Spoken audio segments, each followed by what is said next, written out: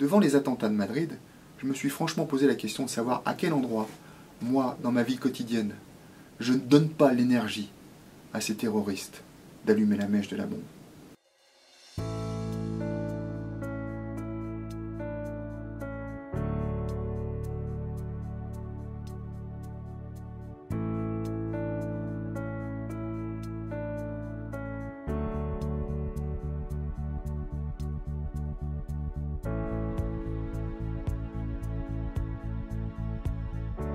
C'est une espèce de tendance de la nature humaine. Cet état d'être, cet état d'absence à soi, cet état de non-amour envers soi-même, c'est la Première Guerre mondiale. Où était le terroriste en moi? Où était celui qui allumait les mèches pour faire des victimes innocentes autour de lui? Toutes les guerres à l'extérieur commencent d'abord à l'intérieur. C'est la première. C'est la mèche que l'on allume. Penser du mal de soi, dire du mal de soi après chaque situation, c'est produire le mal ensuite au dehors dans le monde. Aujourd'hui, quand un homme d'un pays occidental est un tout petit peu plus riche, aujourd'hui sa richesse est tellement inutile qu'elle produit 10 fois plus de pauvreté dans le reste du monde. Je pense que comme la voiture a affaibli les muscles du bassin, les ordinateurs vont nous affaiblir en mémoire et vont nous affaiblir en intelligence.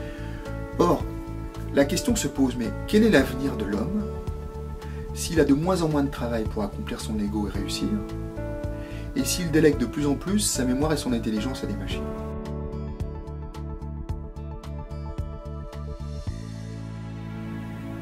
La lecture spirituelle amène quelque chose d'extrêmement important, c'est où conduit une société qui a perdu le sens du sacré.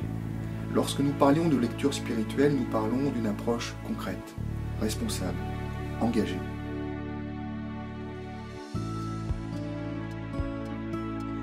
Est-il possible de faire l'expérience de dire du bien au lieu de dire du mal à soi-même? C'est cela la première paix mondiale. C'est la paix qui commence dans notre poitrine et qui ensuite sème la paix au dehors envers les autres. L'artisan de paix doit étreindre le semeur de guerre. Quand nous sommes en paix, nous sommes tous des êtres capables d'inspiration.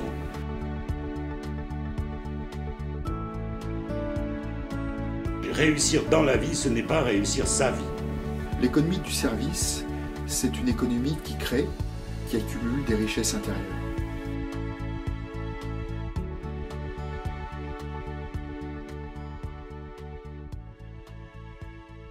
Nous allons devoir inventer des solutions nouvelles pour que l'ensemble de l'humanité se mette à y gagner, au lieu qu'une toute petite partie y gagne et que les autres y perdent tous.